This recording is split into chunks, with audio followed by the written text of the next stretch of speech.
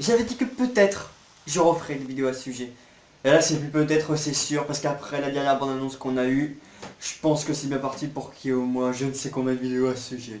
Vous avez bien compris, on va parler d'Avengers 3 Infinity War.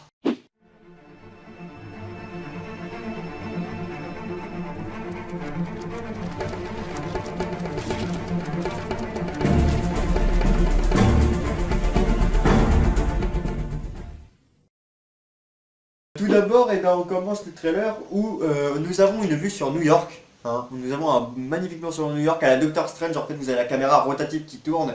Où après, nous avons le Sanctorum. Et dans ces deux plans parallèles, si vous êtes très attentif, vous verrez juste au-dessus des nuages un morceau, enfin quelque chose qui rentre, qui est en train d'entrer en atmosphère dans la Terre. À votre avis, qu'est-ce que c'est? Il y en a qui disent que soit ça pourrait être le vaisseau circulaire ou que soit à la limite ça serait Hulk qui va s'écraser dans pas longtemps sur la Terre. Dans le plan où vous voyez le manoir de Doctor Strange, en fait le truc qui rentre en atmosphère, je dis ce truc parce qu'on ne sait pas encore vraiment ce que c'est, même si je pense plus que c'est Hulk, donc ce truc rentre en atmosphère et en fait on voit dans la vitre, vous savez, du Sanctorum de Strange, en fait, ce morceau passé à toute vitesse, et il paraît beaucoup plus bas que sur le premier plan. Donc voilà, ça c'est voilà comme en début du trailer. Nous avons juste après Gamora qui nous parle. Le trailer veut nous faire croire en fait que Gamora et Tony Stark sont en train de dialoguer, mais ce qui n'est pas le cas, parce qu'on peut reconnaître très franchement que Tony Stark se trouve au Sanctorum, et que sur l'autre plan d'après, Gamora se trouverait être dans le Milano, et surtout avec la lumière violette qui m'a bien interpellé pour ce moment-là. Donc nous avons Gamora qui nous parle de Thanos et des pierres d'infinité, parce que ne l'oublions pas une chose, petit détail, c'est que Gamora est la fille adoptive de Thanos. N'est pas sa vraie fille, mais sa fille adoptive.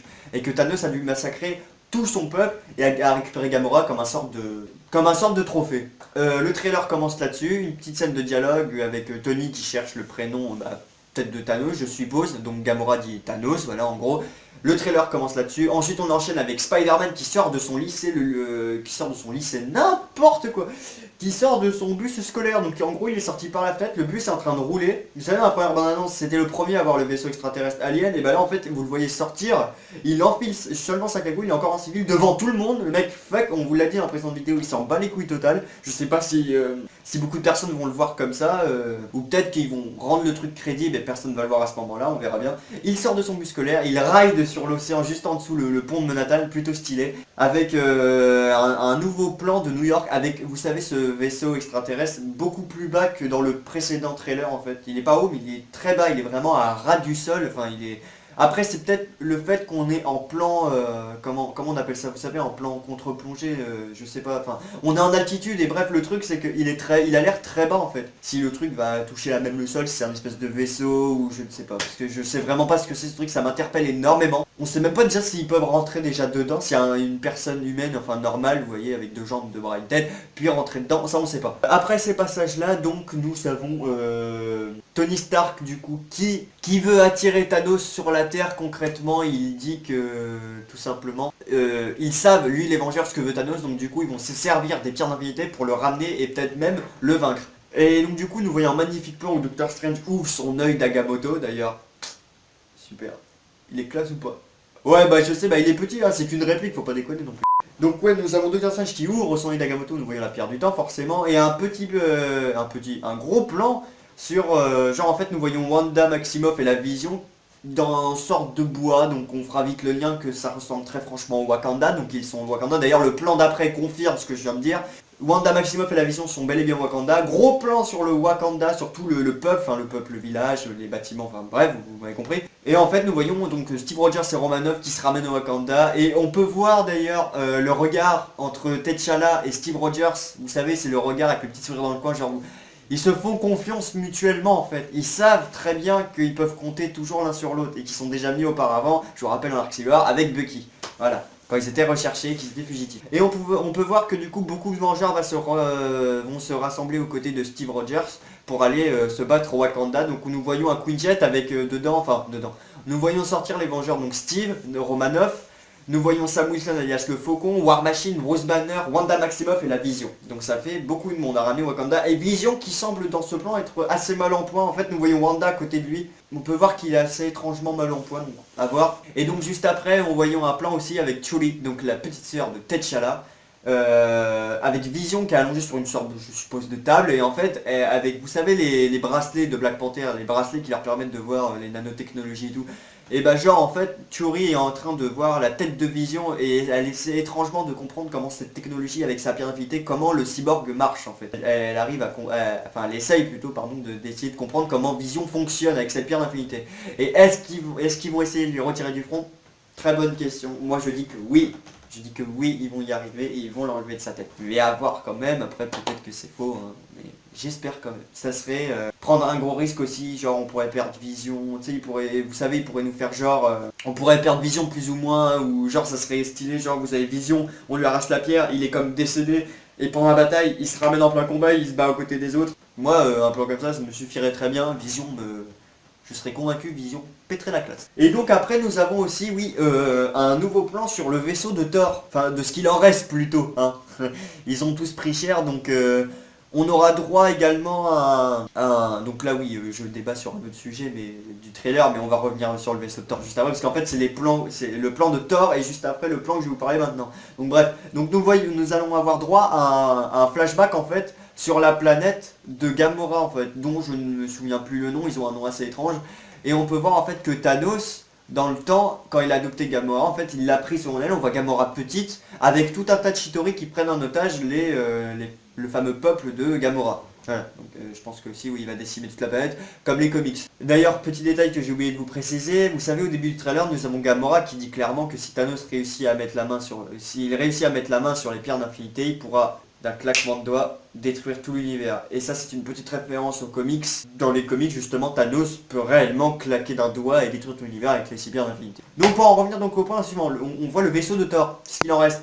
Et nous avons enfin l'ordre noir au complet les amis, ils sont tous là. On a Ebonimo, Corvus Glaive, Gueule d'Obsidienne et Proxima Midnight, je vais y arriver. Donc oui, dans la précédente vidéo je vous avais dit Black Dwarf, mais son vrai nom c'est Gueule d'Obsidienne, le nom français notamment. Donc en gros vous pourrez repérer, c'est le plus grand de l'équipe, hein, c'est le plus grand qui a les deux dents d'avant là, bien grosses. Voilà. Et nous voyons d'ailleurs Loki, donc oui on m'avait répondu en commentaire justement à ce sujet. On m'avait dit comme quoi que moi, Rune et le pote qui était avec nous en gros, on était aveugle, on n'avait pas vu que Loki était tenu en joue par Proxima Midnight. Sauf que si on l'a vu, on sait très bien que Loki, oui, il est pas méchant dans ce film, mais que voilà, il va quand même essayer de tout faire. Loki va quand même faire à la pute, il va quand même bien essayer d'enrôler Thanos pour essayer sûrement de se mettre à ses côtés. Mais oui, ça c'est sûr, normalement il doit mourir, il a pas sa place dans ce film pour moi. Mais oui, sinon oui, on l'a très bien vu comme quoi Loki, oui, se fait tenir en joue par Proxima, mais que oui, l'ordre noir sont autour de lui en mode, il fait la moindre connerie, il crève quoi, voilà. Et d'ailleurs dans ce plan nous voyons aussi Thor du coup qui se fait choper la tête sévère par Thanos. Il a pris une méchante correction le pauvre. Juste après nous voyons Thanos écraser le Tesseract en pleine main. Donc un plan magnifique. Genre, les Avengers n'avaient pas réussi à contrôler le Tesseract. Lui il arrive en mode c'est le big boss quoi. Je suce pas Thanos, faut arrêter les gars, c'est Thanos au bout d'un moment. Je veux dire s'il y a que lui qui peut convoiter Super Infinité. Je sais pas si vous avez tout vu, tout entendu sur Marvel Cinematic Universe. Thanos est l'être le plus puissant, capable de gérer 6 artefacts en même temps. Ça a même été dit dans les gardiens premiers du nom. Je dis pas ça comme ça parce que je suis fan et que voilà, c'est le grand méchant d'Infinity War, du coup c'est obligé, c'est lui qui l'a gagné. Non, il perdra au bout d'un moment comme tout le monde, hein, voilà. Tout méchant a un point faible. C'est pas question que les gentils doivent gagner ou que le méchant doit gagner, doit perdre. C'est tout méchant a un point faible et il faut l'exploiter. C'est comme ça que ça marche. Donc pour en revenir au trailer, juste après, les derniers plans magnifiques se passent au Wakanda avec, vous avez la musique épique. Nous voyons la Hulkbuster avec Captain, Bucky Barnes, qu'on peut appeler Loup Blanc d'ailleurs dans ce film, qui a changé d'identité aussi comme Steve qui s'appelle Nomade également, mais bon. Voilà, parce que je vous rappelle, juste petit briefing, Captain a laissé son identité de Captain justement à la fin d'Arc Civil War, il se fait appeler Nomade maintenant. Tandis que Bucky, lui, se fait appeler Loup Blanc comme dans les comics, mais Loup Blanc qui n'est pas Bucky Barnes dans les comics, mais qui est le frère, ou le demi-frère, je sais plus, de T'Challa. Pour en revenir donc au trailer, nous voyons ces plans magnifiques, et si vous êtes attentif, vous avez un plan sur la Hulkbuster où vous voyez passer furtivement, enfin très rapidement quoi, War Machine et Faucon. Et donc du coup, nous avons en plan final, il nous montre un brief plan du Wakanda de la bataille. En gros, vous avez un des boucliers énormes que les Wakandais peuvent produire, vous savez, la tribu des rhinocéros, pour ceux qui ont vu Black Panther, petit spoil, hein, ils peuvent faire des boucliers en fait, et vous avez tous les Outriders, donc les fameux aliens, on va revenir là-dessus, qui foncent dans le portail et qui commencent à l'exploser. Ou alors c'est les tirs de War Machine qui font ça, à voir. Donc oui, les Outriders, en gros, c'est des Chitauri améliorés si vous préférez. C'est pas l'armée de Thanos à proprement parler, mais normalement c'est l'armée de l'Ordre Noir. C'est l'Ordre Noir qui se charge de faire libérer cette grande armée. Donc est-ce que ce sera le cas dans le film? Nous verrons bien. Ça me dérangerait pas le fait que Thanos la prenne en main, mais c'est juste un petit détail des comics, cliché, qui veut dire comme quoi l'armée n'appartient pas non plus à n'importe qui. Et nous avons donc en plan final Captain America. Là je redis Captain parce que là c'est bon. Captain va faire ses preuves dans ce film. Captain America va faire le face-à-face avec Thanos. J'espère de tout mon cœur par contre que Tony Stark ne va pas collapser dans ce film. Logiquement, il est dans Avengers 4, mais à voir, c'est... J'ai pas encore vu le film donc je peux pas savoir. Mais Steve, normalement, n'a aucune chance. Il n'a aucune chance, il va se faire enrôler complètement, il va se prendre la branlée de sa vie. Mais c'est juste l'audace. L'épique plan, vous avez le gant et Captain qui retient le gant de l'infini. Il tient genre deux doigts, ça fait cucu, mais c'est beau putain. Et vous avez Thanos qui était prêt à le pousser en fait à la base. Oui parce qu'en fait les deux plans raccordés où vous voyez Tony Stark avec son armure bien défoncée et le fait que Thanos bondit et veut attaquer un ennemi non identifié et après on a le passage au Wakanda, en fait c'est deux plans différents. On voit bien que ça s'appelle Titan et après on passe au Wakanda. Voilà, c'est... Les cuts sont pas les mêmes, mais bon je pense que c'est assez facile, j'ai pas besoin de le dire, on y voit au décor que c'est pas les mêmes plans. La badassitude, il s'attendait pas à ce qu'un tel être humain ait une telle résistance. Et c'est ça moi qui m'a paru ouf. C'est pas le fait Captain va mourir, Captain. On s'en fout. C'est genre juste Thanos. Normalement le Wakanda est situé vers la fin du film. Thanos on le voit pas à bas échelle non plus, hein. Il est pas au point de se faire déglinguer par Captain, mais c'est juste que c'est stylé. Et j'aime ça putain. Moi c'est ce que je voulais voir depuis pas les 10 ans, je vous cache pas, mais depuis les deux premiers Avengers. Surtout depuis après le 2 quand j'ai vu la belle scène post-générique à la fin avec Thanos et son apparition dans Les Gardiens premiers du nom, mais voilà. Et d'ailleurs, je vous lance un défi dans les commentaires, dites-moi à proprement parler si vous êtes capable, pour ceux qui peuvent bien sûr, et qui ont les moyens de tous les voir, de vous remater. J'ai fait un petit calcul de tête vite fait, ça commencerait du 7 avril, vu que Avengers 3 sort le 25 avril, qui serait capable, attention, de se mater depuis 2008, Iron Man 1 jusqu'à Black Panther que nous connaissons qui est arrivé là aujourd'hui en 2018 pour après le 25 avril voir Avengers 3 Infinity War. Qui serait capable de se remater tous les films du MCU dans l'ordre phase 1, phase 2 et phase 3? Dites-moi dans les commentaires, franchement ça m'intéresse. Dites-moi vos réponses, j'ai très hâte de savoir parce que moi je vous cache pas que étant un fan, pas un grand mais un assez fan de Marvel, je vais le faire. Je vais me mater tout le MCU du début jusqu'à la fin et me cassez pas les couilles dans les commentaires les rageux, ceux qui sont là en mode oui mais tu vas pas regarder les séries comme Agent of Shield ou Agent Carter. Non, moi ce qui m'intéresse c'est les films.